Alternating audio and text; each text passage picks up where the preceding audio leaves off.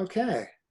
Well, thank you all for joining. My name is John Yunker. I'm hosting this presentation, this first half of our socially distanced version of Winter Dreams Summer Gardens.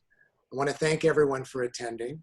This is a perfect day for this event since it's a gloomy, rainy day in the valley.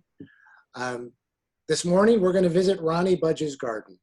And before I turn it over to Ronnie, I want to introduce her as president of the Jackson County Master Gardeners. Ronnie's first garden was a window box over a fire escape in New York City, where she learned that portulaca, probably pronouncing that incorrectly, can survive 2 weeks without water, and that marigold flowers produce seeds just like the ones that come in the packets. She first heard the word compost at Nature Study Camp, where she was taught to pile weeds from the camp's vegetable garden off in a corner. But it wasn't until she moved to Southern Oregon in 1971 that she attempted to garden in earnest. For the next 40 years, the results of her efforts could most charitably be called mixed. Then, in 2011, she took the Jackson County Master Gardener training course at the OSU Extension Service, followed by 9 years mentoring in the Master Gardener practicum. Finally, her perennial beds have something blooming in them 11 months of the year, and her vegetable garden and small greenhouse overflow with more produce than she can possibly eat. Before I turn it over to Ronnie, I just want to remind everyone that she is going to take questions. If you have questions, everyone is muted, but feel free to use the chat window, and Ronnie will answer them. So without further ado, I want to turn it over to Ronnie. Thank you very much, John. And thanks to all of you who are here today on what has turned out to be a momentous and historic day. And actually, John, the sun is shining where I am. Oh. So that makes it even more fun. I call this presentation a visit to Ronnie's garden. I probably should have called it a visit to Ronnie's vegetable garden because as John noted, I do have a perennial bed, but it takes very little attention. It's the vegetable garden that keeps me busy. And so when I talk about going down to work in my garden, that's the one I'm talking about. Now, John, help me. Why is it not going? If you have an arrow, click the arrow, or you should be able to just click on the screen and it will advance. There we go. Okay. Thank you. So this is a picture of my vegetable garden. It's down the hill from my house on a slope, which is not ideal. But this was the only location that was reasonably level and that had access to water. You will see that it is surrounded by a deer fence. This is made from a series of dog kennels put together. And I'm asked whether this is really tall enough to keep the deer out. It's 6 feet tall. And we say that any deer fence should be 8 feet tall. Well, when we first installed it, I put dowels here at the corners and strung fish line in between. And so it became 8 feet and the deer did not jump over it. And when that started to fall apart, the deer still didn't jump over it. I think either they now think it's 8 feet or they realize that their footing would be a little treacherous if they did jump over or try to jump over. So they stay out, no problem with them. So the vegetable garden has 12 4-foot by 8-foot raised beds. You can see them through the fence. And they had to be terraced because of the slope. I did that quite some years ago. I could not do it anymore, but I did it by hand. It was a big job. This is the entrance. It's the dog kennel entrance. And there is my greenhouse in the background. I watered all summer long with an overhead sprinkler, as you can see. and it was attached to an automatic timer. Overhead sprinkling is not the most efficient way to water. Not the best way to water, in the sense that it wastes a fair amount of water, but it is certainly the simplest, and I was aiming for simplicity. The timer gets the water going very early in the morning, and of course I adjusted it depending on the season and how hot it was. So sometimes it went on at 4 in the morning, sometimes at 5, sometimes at 6, sometimes it was every day or every other day, depending on the temperature that was predicted. But it always finished the watering by 8 o'clock. So it was done by the time I was ready to work in the garden, and also it allowed the entire day for any water that was on the leaves to evaporate, so as not to cause any disease problems. This is a closer look at 2 of the raised beds. As I said, they're 4 by 8. They are divided at this point, put together, 2 of them put together end to end, and this is what they looked like on May 14. This is my garden looking at its very best on June 29th, the end of June, looking from west to east.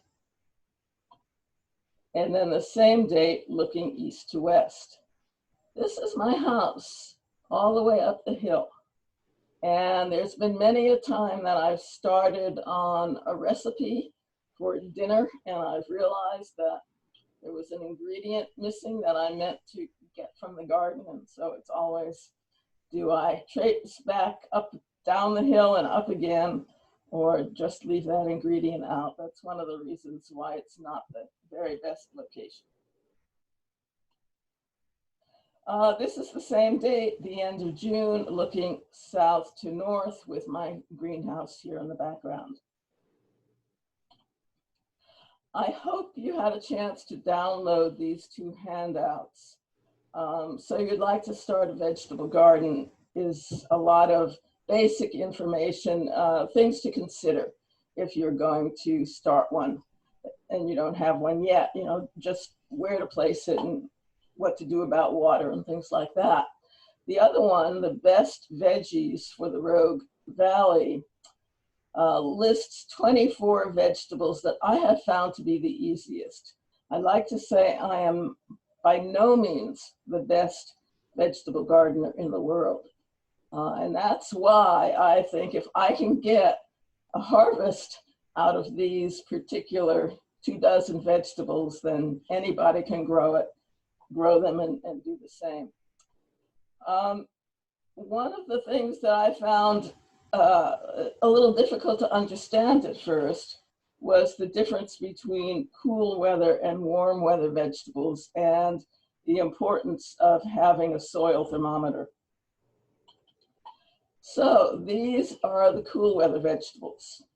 Most of them are leafy greens and root vegetables like spinach and mustard greens and parsley and beets and carrots and radishes. But the exception is peas. Peas are also a cool weather vegetable.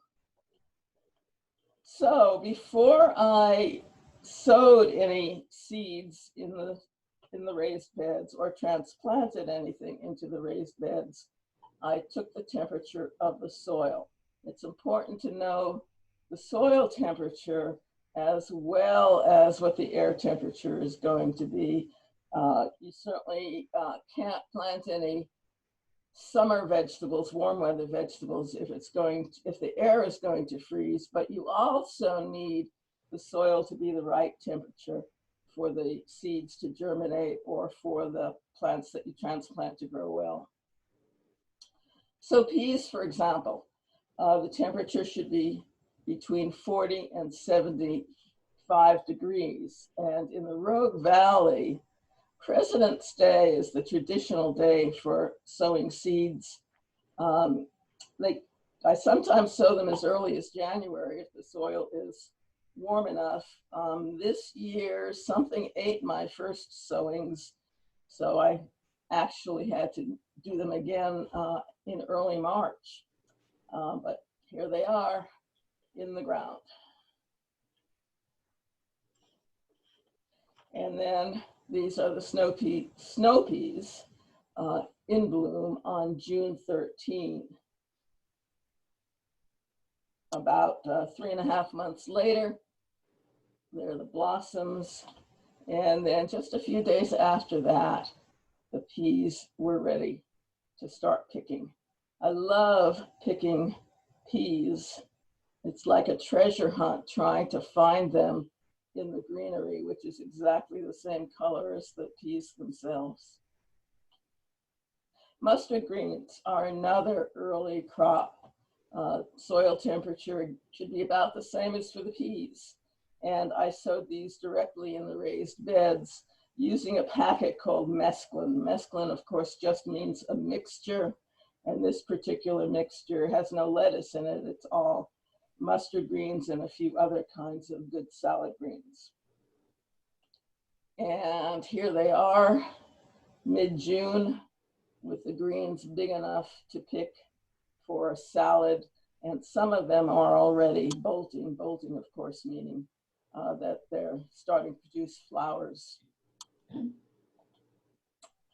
Parsley is a cool weather herb, and it will grow year round. Frost does not hurt it. It grows all summer, through the fall, through the winter, and then puts forth new growth in spring, after which it dies because it's a biennial.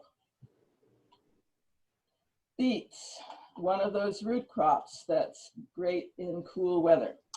I always used to sow beets directly into the raised bed, but then I learned that you can actually start them in flats and transplant them. I thought that would damage the roots, but turns out it doesn't.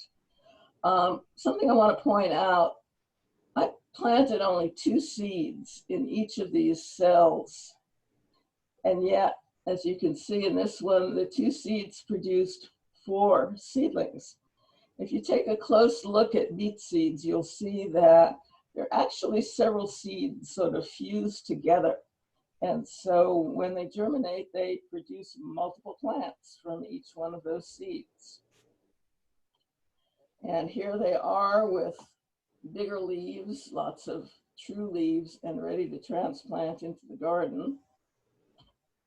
And here they are in the garden on June 13th. And there's a close-up of the beets ready to harvest. Parsnips. Some people think parsnips are difficult to grow. I find them very easy. The reason people think that they're difficult is that it takes a long time for them to germinate, at least 2 weeks before the seeds germinate. So here they are, really tiny seedlings in the middle of June. And what these are on either side are radishes.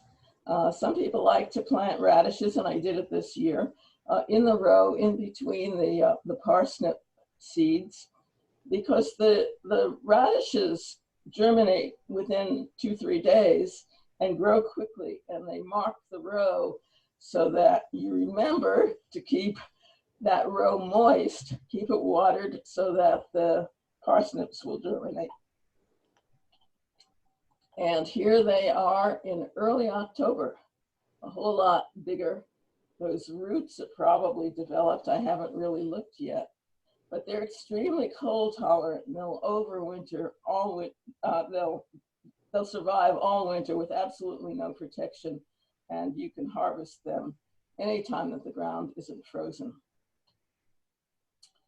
I grow Jerusalem artichokes too. I think they're just fun to grow, and they grow from tubers, and I like to use the tubers in stir fries in place of water chestnuts. But if you grow them, be sure and plant them in a pot and not directly into the garden, because you will they'll take over your entire garden if you plant them directly in the ground. One tuber in a pot is plenty, and you just leave them to grow all summer. And when the plant dies back in the fall, it's time to harvest them. Kale can be direct sown into the garden, but I like to start them in flats and then transplant them. So here are the tiny seedlings, and these are the same seedlings, almost ready to transplant. They now have two true leaves, and that's the time to transplant. And there they are, ready to harvest by mid-May. Lettuce and escargot is another cool weather crop, but one that can be continued over the summer and into the fall, and sometimes even into the winter, depending on the varieties that you grow. So here are some just germinating that I started indoors, and then the mature plants in the middle of June. This is a second sowing that was transplanted on June 29th. The usual advice is to have succession sowings of lettuce about every 3 weeks, because when they get big, supposedly they get kind of bitter. And so you want fresh lettuce on a regular basis. By July 30th, the lettuce in my raised beds needed to be protected from the summer heat. And as I say, lettuce is tricky to hold over the summer, but it can be done if you choose the right varieties, the ones that are tolerant of heat.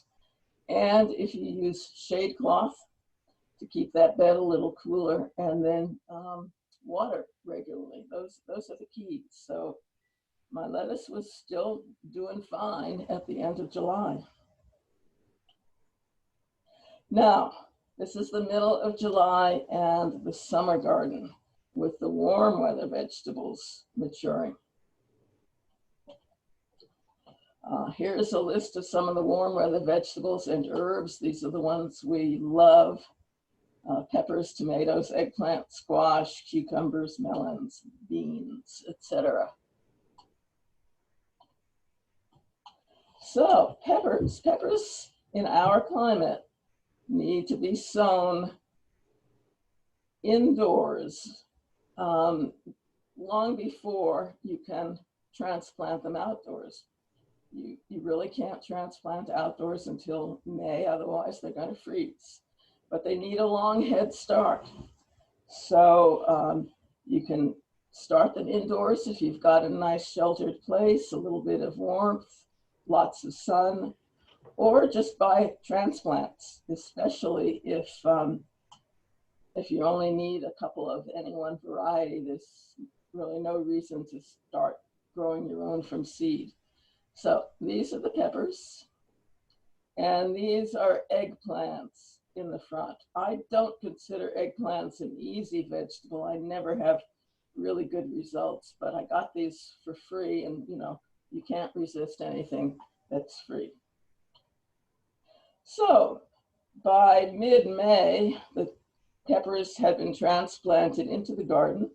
The soil temperature needed to be at least 65 degrees. And actually, I planted these a week or two before this, and the soil was already that warm. I did give them some protection at night, just in case it got really cold. But this happened to be a warm spring, where the soil temperature warmed up pretty quickly and the air temperature was good too. So mid-May, peppers, and middle of June, those peppers were starting to bloom, and here are the white blossoms. And I was ready to pick the Jimmy Nardello peppers on July 8th. These look like they might be a hot pepper, but they're not. They're a really tasty Italian frying pepper. These were Wonder Bell peppers at the end of July, banana peppers towards the end of August, and red ripe Wonder Bells towards the end of August. Don't they look beautiful? Tomatoes, of course, everybody's favorite vegetable. They need also to be started indoors or by transplants. Many vendors have tomatoes starts for sale. Again, by the middle of May, I had transplanted the tomatoes. These are 2 cherry tomatoes behind those same peppers that I showed you before. And like peppers, the soil temperature needs to be 65 to 70 degrees, and you like the air temperature not to fall below 50 degrees at night when you put those out. These are the same 2 cherry tomatoes, just a month later. They grow very fast. And here are the Sweet Million cherry tomatoes on August 21st. And behind them, you see some that are orange. Those are Esterinas. I love Esterinas. They look like sun gold. They taste a little like sun gold, but I think they taste better and they're not as subject to cracking as sun gold are. So if you can find Esterina, by all means, I encourage you to grow them. And this is a big bowl of them that I picked at the end of August. I grew Silet's tomatoes for the first time this year, and they were already blooming and producing fruit by the time I put them out in the garden.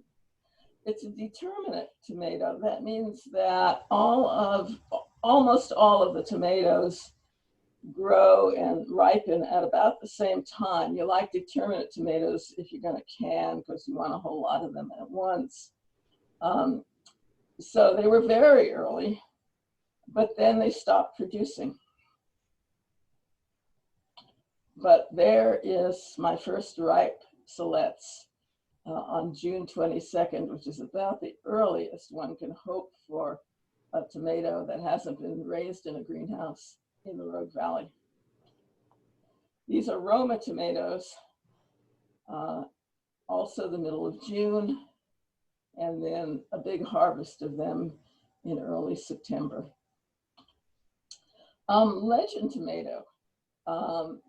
This is what it looked like in the middle of June.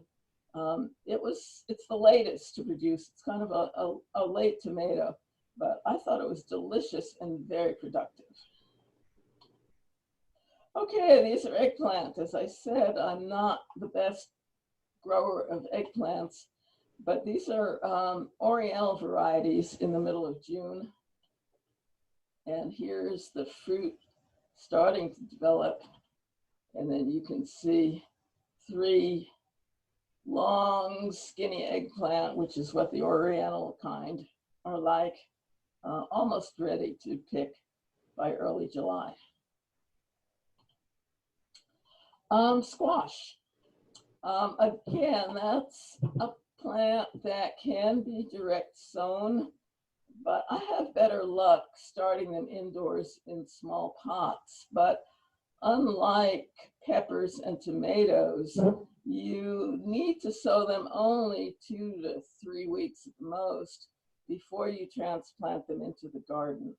They germinate quickly, they grow quickly, but most important, if they stay in pots any longer than that, the roots get too big, and then when you put them into the garden, you disturb the roots, and they don't like that. So you want to transplant them when the roots have not yet filled those pots. So you do it when there's only one or maybe two, well, really one set of what are called true leaves. And then these are the transplanted squash. There were several originally clumped together in that small pot, but I gradually thinned them out and left the best one growing, and this is what they looked like in the middle of June. And towards the end of June, there's a zucchini developing. This is a costata variety, which is an heirloom. It doesn't produce as well as the modern hybrids, but I think they're delicious. And zephyr squash, another summer squash, two-toned, as you see, in early July. Cucumbers are not as easy to grow as summer squash, but I thought I'd give them a try this summer. These are market more, and I transplanted them into the garden about the same time as those squash. This is a female flower in bloom in early July, and then a cucumber ready to harvest by the end of July.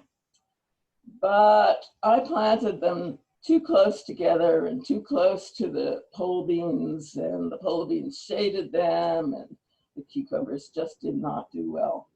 And although I got maybe half a dozen cucumbers, that was all, and they died pretty early. I like to grow melons in my greenhouse in pots during the summer. And here they are on June 5th, growing nicely. And these are the exact same melons, same variety that I'd grown the same way, transplanted into the garden on the same day. I think you can see that they're quite a bit smaller than the ones that were in the greenhouse. So the middle of June, they're growing fast inside the greenhouse. This is what they look like looking through the door. There's a female flower waiting to be pollinated. Here they are at the end of June, growing really well in the greenhouse, but not as well outside in the garden. But that garden plant did have a small fruit on July 7th. In the greenhouse, there was a bigger fruit. By July 14th, those melons were really taking over the greenhouse. There were 6 pots of them with 2 vines in each pot. And here are some melons nearly ready to harvest. Those are about, the big ones are about 6 inches across. They were really ripe, delicious. They're cantaloupe, a variety of cantaloupe, and I really loved them. But nothing in the green outside. I just got really no melons from the ones outside. Okay, these are beans. Beans should be direct sown when the soil temperature reaches about 65 to 85 degrees. So these are pole beans as they looked on June 13. And by the way, this netting is an effort to keep voles from eating those bean plants right at the base, which is something they love to do. And here are the beans growing up a trellis at the end of June. Those are the vines growing up. And by the end of July, they had blossoms and they were starting to produce. You can see a small bean right there.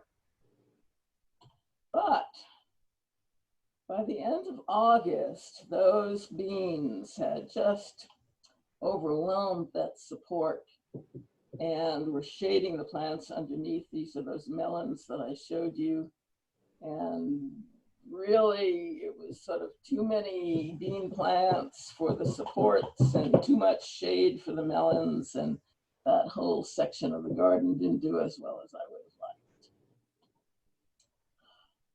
liked. I'm showing you this picture to encourage you to grow purslane. Most people think of it as a weed, and they have stories about how they made every effort to get it out of their garden. Some people find it in sidewalk cracks, but it really is a delicious and a nutritious salad green. and you can buy sort of domesticated varieties from seed companies. There are some varieties that have bigger leaves, more tender leaves, and are really good in the garden. Okay, that was the summer, and now we're nearing the end.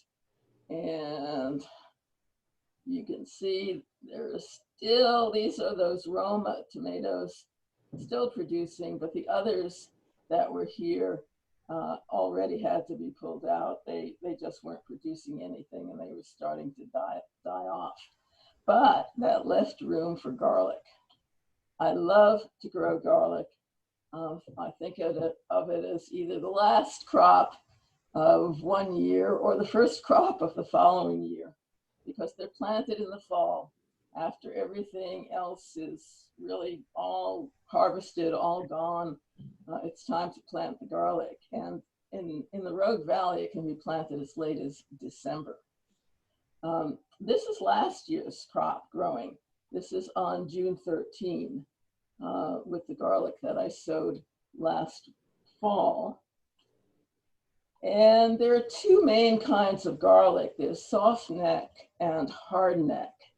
And one of the nice things about the hard neck varieties is that they produce these flower buds, which are called scapes. And you can harvest those about a month before you actually pull out the heads of garlic. And you chop them up and saute them in some olive oil, and they're really yummy, as yummy as the garlic cloves that you can get about a month later. So this is some of the heads that I dug up from last year's planting on July 8th. But now it's time to plant next year's crop. So I was digging a trench on October 8th, about 3 inches deep. I added fertilizer and bone meal, mixed them in the soil, and covered with more soil, leaving a trench about 2 inches deep. And then from last year's crop, I selected the biggest heads that I had harvested and the biggest cloves from those heads. And that's what I planted in the ground, about 4 inches apart, just the way you plant daffodils or any other fall bulb, and then cover those with soil. And they are growing already. I can see the green leaves popping through the soil. So just a couple of weeks ago, the kale had really died back. This is that same kale that I showed you earlier. And really there's nothing left to harvest, but still I am leaving them over the winter because I'm hoping that next spring they will start to produce new leaves, but also sprouts, little flower heads, and those can be harvested and sauteed, and they are really delicious. You've heard of purple sprouting broccoli. This is sort of like that. It's just kale sprouts instead of broccoli sprouts. But I also started some new kale plants that I hope will grow over the winter and be big enough to start harvesting in early spring. So I transplanted these into the garden at the end of October. And here are those Jerusalem artichokes that I showed you in the pot. They've died back, and they're ready to cut down and then dig the tubers. And they can be dug all through the winter as long as the soil in that pot isn't frozen. Basil was still looking great on October 21st. And then we had a frost. And overnight, that basil was all gone. I tried protecting the frost, the squash, the last of the squash from the frost, but by wrapping it in some row cover, but it didn't work. These are those legend tomatoes that I showed you about. They were still producing a little bit on October 8th. And I tried to save the cherry tomatoes by wrapping them in row cover. And again, that really didn't work very well. Possibly if I had used sheets, which would have been a little thicker, they might have protected it a little better. My goal was to try and get it past that one day, evening or early morning of frost, because then after that, the nighttime temperatures went up again to about 40 degrees for another week or two. And I thought if I could save them for the one-time frost, maybe they'd grow a little longer, but it didn't work this year. So let me see, I think that is, no, it's not. There we go. I don't know why, I'm sorry, I skipped ahead. So let me go back to where I was. Okay, those are the tomato plants that I said froze overnight when I didn't want them to. But I do have some cool weather vegetables still growing. These are beets, there's lettuce and escarole. Those are some turnips left from the summer. They may be too woody by now, but we shall see. These are those parsnips. And in some years, I've used PVC pipes to make hoops right across these raised beds and then covered them with plastic. That's to protect them from cold weather. But I didn't want to do that this year. To tell the truth, I just don't enjoy going down into the garden when it's cold and rainy and just generally yucky outside. And I find that the rain and the snow collects on top of the plastic and gets me all wet when I try and lift it up. Some people do that very successfully. I think they tend to be people who are do-it-yourself construction people, and they can make nice supports for that plastic. But it doesn't work too successfully for me. So I am also growing salad greens and kale inside my greenhouse over the winter. The kale is in these pots. I also have mesclun in there, escarole and lettuce and spinach here. And that's what I will probably be harvesting for my salads over the winter. This was my very best vegetable garden this year. I'm not sure why. It may have been just good weather.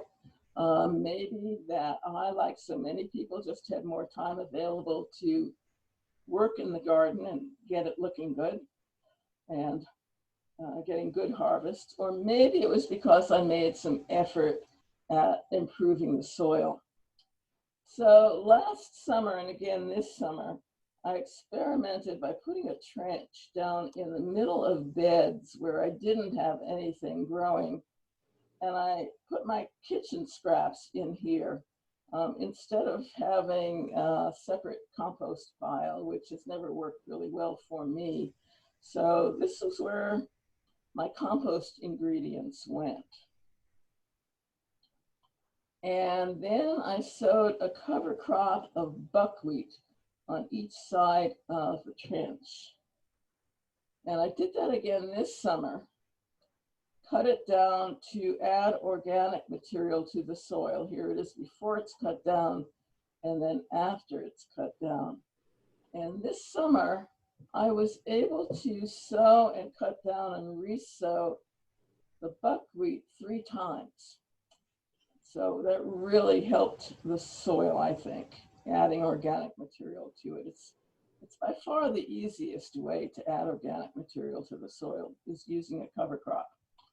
Last winter, what I grew was a cover crop of crimson clover, and here this hadn't been cut down yet, so it's still in bloom. It was just really pretty, but there it is cut down. And so again this year, I'm sowing crimson clover on all of the empty beds to overwinter, and hopefully they'll be really big with lots of organic material next spring. Crimson clover is one of several options for overwintering cover crops. Fava beans are also very popular, and various kinds of peas. So lots of choices there. So now I'm trying to relax a little bit now that I'm not working in the garden so much. Maybe like these deer who like to visit every day. They find plenty of weeds to eat without having to go into my vegetable garden. If you haven't much experience growing vegetables and you want more information, I highly recommend the Territorial Seed Company catalog, whether or not you buy their seeds. They have absolutely the best growing information that I've seen in any seed catalog. This is what a typical page looks like, and these gray areas are their cultural information. And it's one of the few places where it's easy to find what the soil temperature should be for sowing and transplanting. Another great information source, of course, is the Garden Guide for the Rogue Valley, produced by the Jackson County Master Gardener Association. It has a month-by-month guide to what to be doing in the garden, what to be planting, what to be transplanting, and so on. And you can find that for sale at the Grange Co-op or at the Extension Service out on Hanley Road. If you didn't download these two documents earlier, you can go back to the link that you used to join this Zoom visit and still find them there and download them, or you could email me to request them and I'd be glad to send them off to you. So this is my email address. If you don't have a chance to get your questions answered now, you can email to me, or if you think of something later, by all means, email. And I hope to answer some of your questions now using the chat function as John suggested. I want to say too that this presentation was entirely free, and there's certainly no obligation to pay anything. We wanted to do this as a gift to the gardening community in the Rogue Valley. But if perchance you feel like you ought to or want to make a donation, just go to the Master Gardener website, which is jacksoncountymga.org, or just Google JCMGA, Jackson County Master Gardener Association. You'll come to the home page, and at the very top of the home page, there's a green bar. And at the right of the green bar is a little donate button. Just click that and follow the directions. And if you'd like to donate, by all means, we're glad to have that. And now it looks like we've got 13 questions in the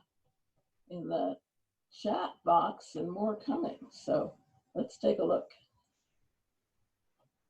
What type of watering system do I use? Sprinkler, drip, microsprays, hand water. I use that sprinkler system. It just kind of goes back and forth and manages to cover the entire garden, which is about 20 feet by 40 feet.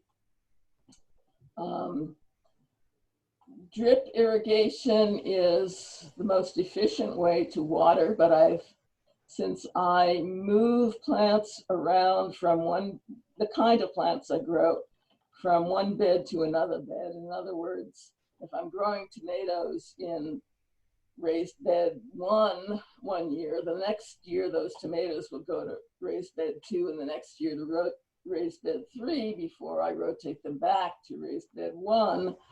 I've never figured out how to move a drip irrigation system to accommodate all of the changes from year to year. And also, if you have hard water, of course, they tend to get clogged. So a sprinkler is just the easiest. But as I said, you want to do it really early in the day so that the water has time to evaporate from the plants. How tall are raised beds? They are about 1 foot deep. There is hardware cloth on the bottom of those beds, which is supposed to keep the critters out. However, I have had a lot of problems this year with gophers and voles in my raised beds, and I've been able to trap only a very few of them. So maybe that hardware cloth has rusted out. But as I said, they're about a foot deep. Thank you, James, for your comment, and to Jane Sowell as well. Are there more messages? Yes, Ronnie, there are if you scroll up. Actually, I'm going to ask you one that just came in. Sure. To me directly. How does the taste of the Zephyr zucchini, the two-tone type, compare with the common dark green varieties? Well, they're different. People who taste that Zephyr say that it tastes nutty. And I think zucchini, not so much nutty, as just a very different flavor. So, you know, try different ones each year and see what appeals to you. The next question, my tomatoes got black spots on the ends this year. Is that called blight or blossom end rot? And what should I do besides rotating to keep the disease from repeating? If they are black on the end, that is blossom end rot.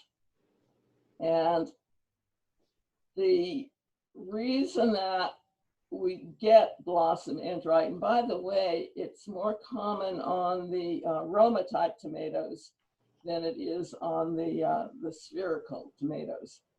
Don't know why, but that's just the way it is.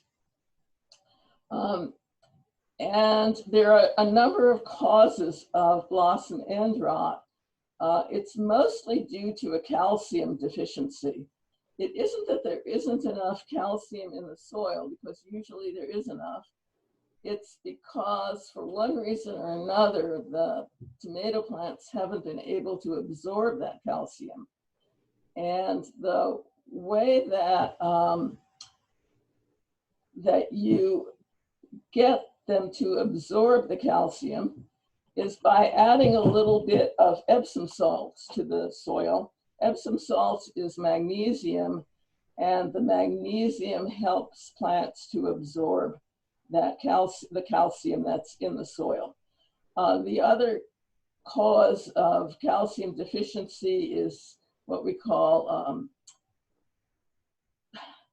it's overwatering and then letting the soil dry out too much, and then overwatering and letting it dry out too much. So you want to be pretty consistent in your watering. Give them a good soaking, but as soon as the soil is dry for about an inch or two below the surface, water again and water deeply.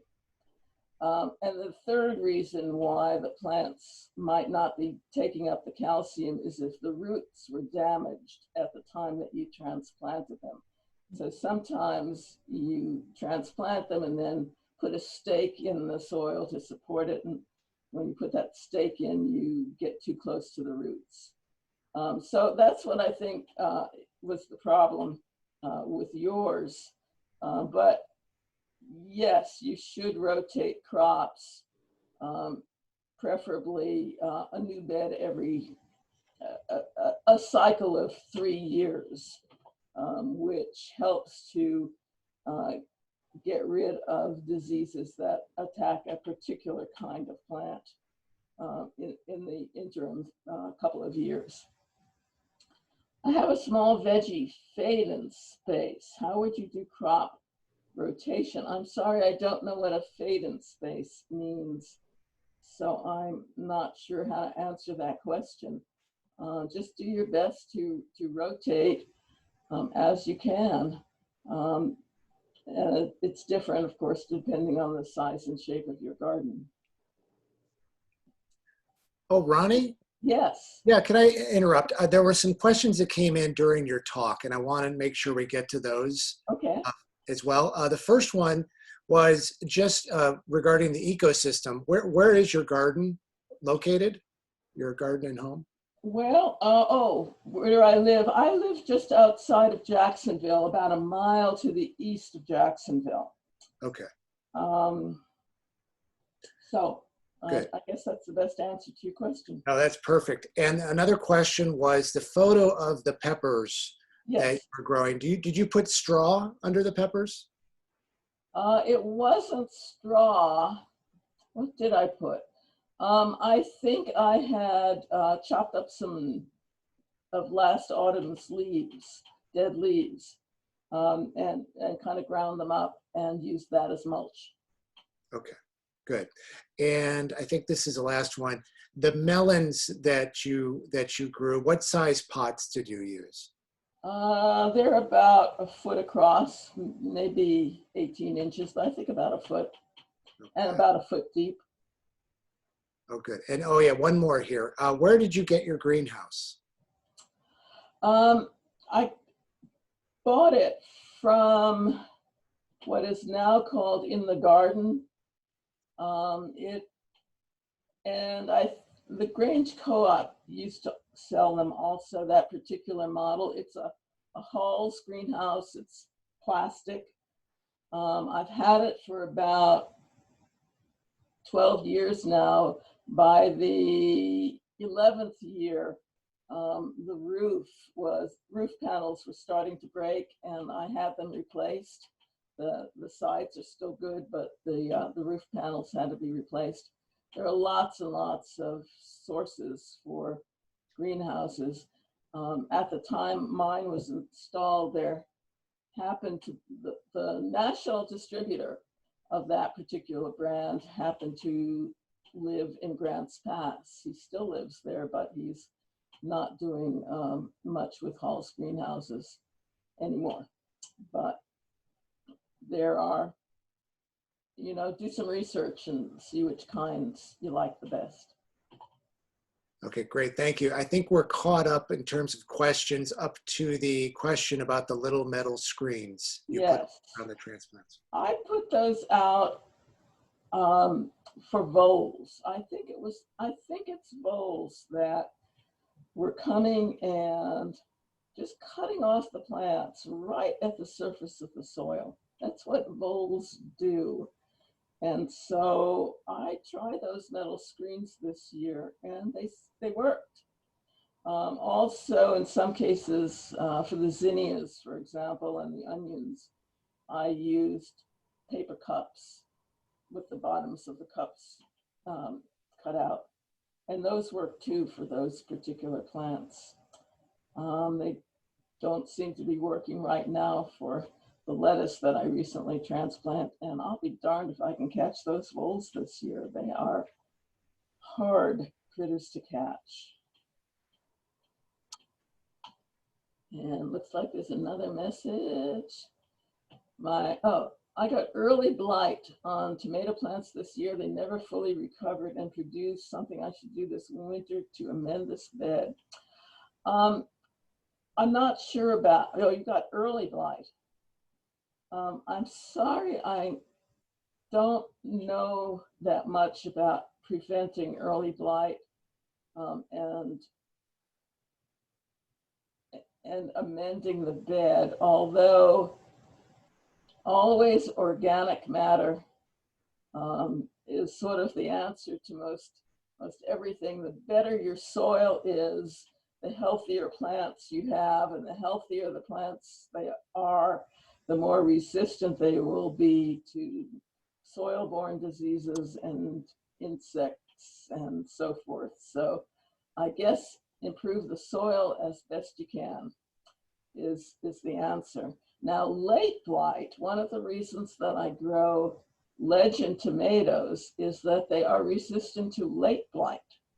And I've never had late blight nor early blight, but I nonetheless grow them just in case. And they turned out to be really a delicious kind of tomato. My cucumbers got crunchy white spots on the stems and on the baby cubes. This production was severely stunted. Was this a fungus, and what should I do to prevent this from repeating next year? Again, I'm sorry, I don't know that much about preventing diseases, but I would say in general, to prevent fungus, one thing you want to do is keep your plants from being too crowded and to make sure that moisture doesn't linger on the plants overnight. And when do I turn under your cover crop plants?